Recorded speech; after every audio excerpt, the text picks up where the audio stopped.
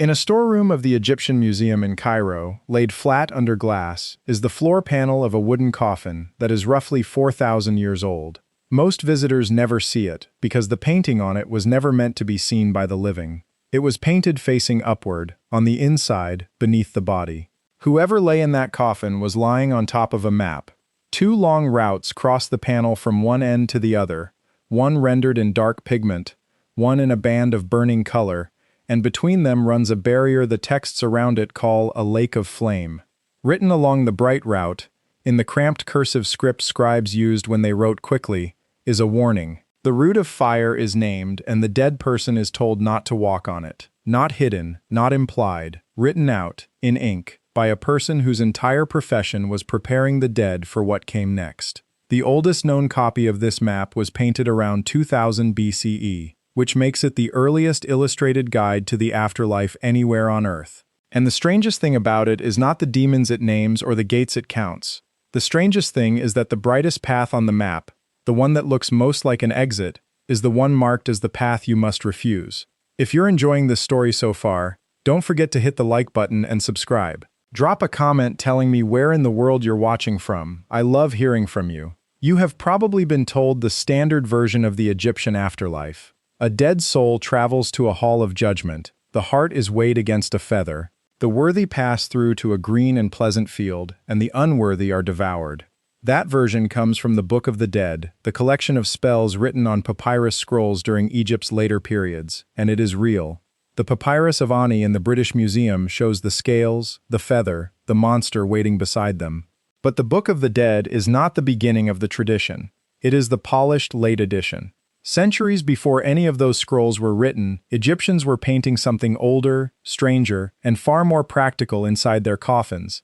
And that older material does not read like theology. It reads like a route survey of hostile territory. Egyptologists call it the Book of Two Ways, and the first crack in the standard story opens the moment you look at what it actually says. Because it is not primarily concerned with judgment, it is concerned with wrong turns. Here is the artifact itself. The Book of Two Ways survives almost entirely from one place, a necropolis called Deir el-Bersha, cut into the desert cliffs on the east bank of the Nile in Middle Egypt. During the Middle Kingdom, the governors of this province and the officials who served them were buried in rectangular cedar coffins, and on the floorboards of those coffins, artists painted the map. Around 60 coffins carrying versions of it are known. Several are in Cairo. Two of the finest, made for a physician named Gua, are in the British Museum, where the painted floors can still be examined board by board. The texts that surround the map belong to the larger body of writing scholars call the Coffin Texts, which were gathered, numbered, and published between 1935 and 1961 by the Dutch Egyptologist Adriaan de Buck in 7 volumes through the Oriental Institute of the University of Chicago. The Book of Two Ways occupies the final stretch of that collection, more than 100 spells. In 1972, Leonard Lesko of the University of California published the first full English study of it, and his conclusion about its purpose was blunt. This was a practical document. It was equipment. Then, in 2019, its history got pushed back further. A team led by the Egyptologist Harco Willems, excavating a plundered shaft at Deir el-Bersha, published their study of a decayed coffin belonging to a woman named Ankh, and on its surviving boards were passages of the Book of Two Ways older than any copy previously known, dating to around the reign of Mentuhotep II, roughly 4,000 years ago. The find was reported in the academic literature and around the world for a simple reason. It meant the oldest illustrated book human beings ever made is not a creation story and not a hymn. It is a map of the land of the dead, with hazards marked. So look at the map, because everything in this video comes out of what is physically painted there. Two ways. The name is literal. One route crosses the terrain by water, painted dark, winding. The other crosses by land, and it is painted in the color of flame. The two never touch. Between them, the artists rendered a barrier of fire, and in some versions that barrier is described in the accompanying spells as a lake that burns. This is the first reveal, and it should already feel wrong if you were expecting a simple road to paradise. The oldest afterlife guide in existence does not offer one path with obstacles on it. It offers a fork, a choice presented to a dead person in the first moments of their arrival, between a dark way and a bright way, with text crowded around the bright way telling the soul what it is and how to treat it. Lesko's translation work and de Buck's transcriptions before it record the labels plainly. Certain stretches are named as ways of fire, and the instruction attached to them, in the plainest reading of the script, is a prohibition. Do not travel it. The people who commissioned these coffins were not poor. They were governors, priests, physicians, people who could afford the best religious technology of their age. What they paid for was a document whose central feature is a warning against the most visible thing on the page. It gets stranger when you follow the routes inward, because the map has a destination, and the destination is guarded. The paths lead toward a region the texts call Rostau, the domain of Osiris, described as a place sealed in darkness and ringed by fire. Spell after spell in the surrounding columns deals with gates, and each gate has a keeper, and the keepers are drawn on some coffins as figures holding knives.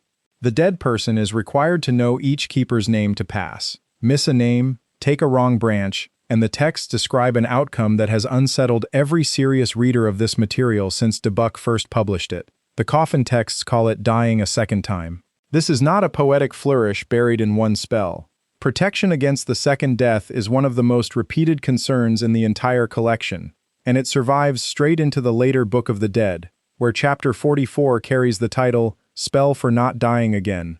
Sit with what that means. The people who wrote this material did not believe death was the dangerous part.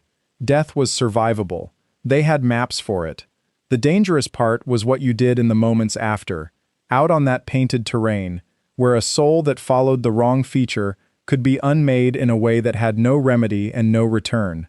The first death had a funeral, the second death had nothing, and there is a detail in the way these spells close that tells you how the Egyptians themselves understood what they were writing, because the spells do not end the way prayers end, they end the way manuals end. Again and again a passage finishes with a formula that runs, in Lesko's rendering and in translations since, along the lines of, "As for the one who knows this, he shall pass." Knowledge is the mechanism, not virtue, not offerings, not the favor of a god. Information. The dead person passes the knife-bearing keepers by knowing their names, avoids the burning way by recognizing it on sight, survives the crossing by having memorized the route in advance. That framing has a consequence worth stating out loud. A document built on the premise that knowing saves you is a document written by people who believed the information in it was accurate. You do not paint navigation data under a corpse as decoration. You paint it there because you believe the corpse is going to need it, in the dark, alone, with no second chance. And there is one more physical detail on the boards that sharpens all of this. Around the region of Rostau itself, the innermost destination, several coffins show the enclosure ringed entirely in painted flame, and the texts describe that fire as belonging to the place, a barrier that both protects what is inside and destroys what approaches wrongly. So the geography, as drawn, contains light in two forms, a fire that guards the goal, and a bright way that leads somewhere else entirely. Two things that shine, seen by a soul with no experience of either. The entire practical burden of the map is teaching the dead to tell them apart.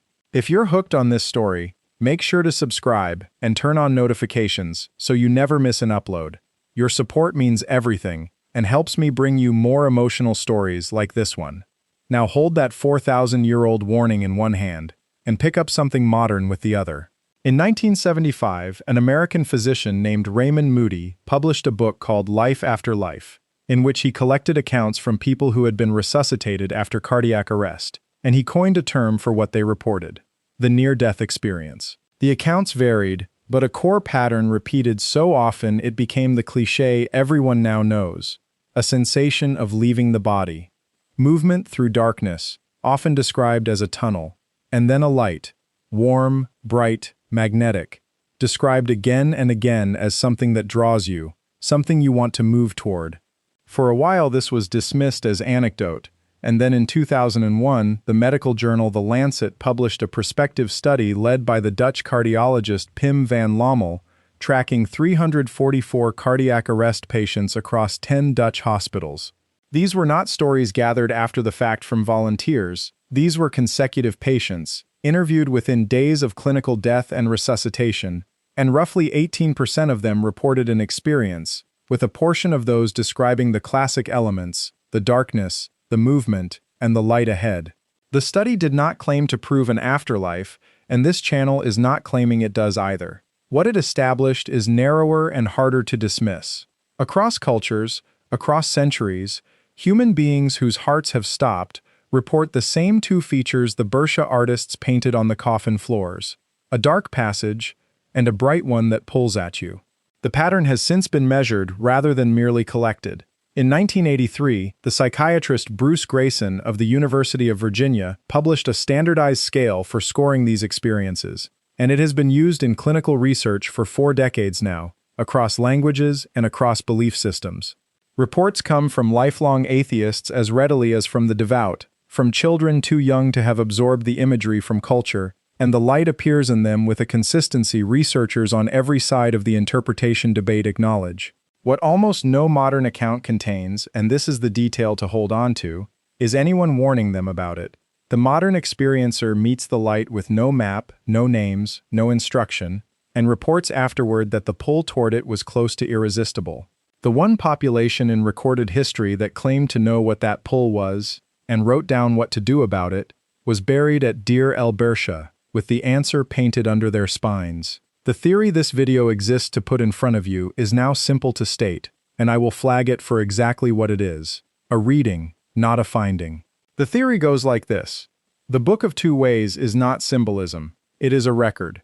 Somebody, or many somebodies across generations, believed they knew the terrain on the other side of death in enough detail to chart it, and what they charted matches the modern resuscitation reports at the two most basic landmarks: the dark way and the way of light. Except the Egyptians added something the modern accounts cannot add, because modern experiencers come back before the fork resolves. The Egyptians added the warning. In their charting, the light is not the destination, the light is the hazard. The burning way, the lake of flame, the bright route lined with keepers holding knives, the feature a newly dead and disoriented soul would find most attractive and most obvious, is precisely the feature the scribes labeled with a prohibition. Follow the darkness, carry the names, and you reach Rostau and continue. Follow the light unprepared, and you risk the one thing their entire funerary industry was built to prevent: the second death. If that reading holds, then the most expensive religious document of the Middle Kingdom was, at its core, a single instruction repeated in 100 forms. When you see it, and you will see it, do not follow the light. Consider what the alternative route asks of the traveler, because the contrast is the whole argument. The dark way is the harder sell in every respect. It is water, it winds, it passes its own gates, and nothing about it invites you. Choosing it requires exactly what the coffins provided: prior knowledge, rehearsed names, and the discipline to walk away from the one feature in that whole painted country that feels like relief. The scribes could have made the safe road beautiful. They painted it dark instead, and they put the beauty on the road they forbade.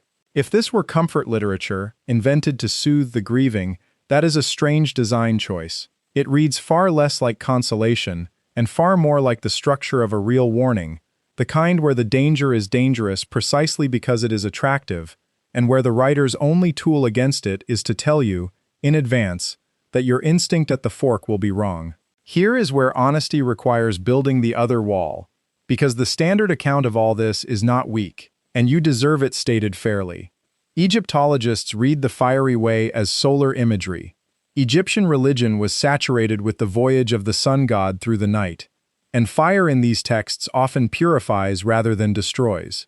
The same lake of flame that burns the unworthy is described in places as refreshing the blessed dead. On that reading, the two ways are the routes of night and day, water and sun, and the prohibitions are ritual tests rather than travel advice, a way of proving the deceased knows the correct order of things. It is a coherent reading held by careful scholars, Willems among them, and nothing painted at Bersha rules it out. The medical wall is just as solid. Neurologists have proposed that the tunnel and the light are what a dying visual cortex produces as blood pressure collapses, that oxygen starvation, surging neurochemistry, and REM intrusion can assemble the whole experience without any terrain existing at all. Van Lommel himself pointed out a problem with the simplest versions of that account, since all of his patients suffered the same oxygen loss and only a fraction reported the experience. but the physiological explanation remains the mainstream position, and it might be right. Both walls are real, and yet the crack runs through both of them in the same place. If the light is only the sun god's purifying fire, the plain prohibitive language attached to the fiery way still needs explaining. And if the light is only a dying brain's static, then the correspondence still needs explaining. Because the oldest illustrated book on Earth and a peer-reviewed cardiology study 4,000 years apart both describe a dark passage beside a compelling light, and only one of them tells you which to choose. Before we go further, something worth saying plainly. This is a channel about the questions the ancient world hasn't fully answered. Some of what you've heard tonight is solid and documented: the coffins, the texts, the translations, the studies. Some of it is theory, and I've marked where. The point isn't to hand you a verdict. It's to show you what's actually painted down there and let you decide what you think it means. What stays open is almost everything that matters. Deir el-Bersha is still an active excavation, and the shaft that produced the coffin of Ankh was one plundered tomb among hundreds in those cliffs, most never scientifically cleared. The known coffins carry versions of the map that differ from one another, and no full study has ever established why some owners received the warning text in full while others received abbreviated routes, as if the level of detail you took into death depended on what your family could pay for. Lesko's English edition is more than 50 years old, and long stretches of the accompanying spells still have no consensus translation, including passages adjacent to the fireway, whose grammar can be read as description or as command. The boards of Gwa's coffins sit in London under museum light. The Cairo panels sit in storage. No one has produced a complete synoptic edition comparing every known copy of the map board by board, route by route, to establish which features are constant and which drift, which means the most basic question about the document, whether its makers were copying a fixed original or improvising around a tradition, has never been formally settled. The words are still there, still legible, written by people who believed with total professional seriousness that the dead arrive at a fork, that one branch of it shines, and that the shining branch had to carry a warning strong enough to be worth painting, where only a corpse could read it. Whatever they saw, or thought they saw, or were told by whoever first drew the map, they considered one instruction important enough to repeat for 1,000 years. The light is real, they said, and it is not what it looks like. Thank you so much for watching until the end. If you loved this story, check out the other videos on your screen now. I think you'll really enjoy them.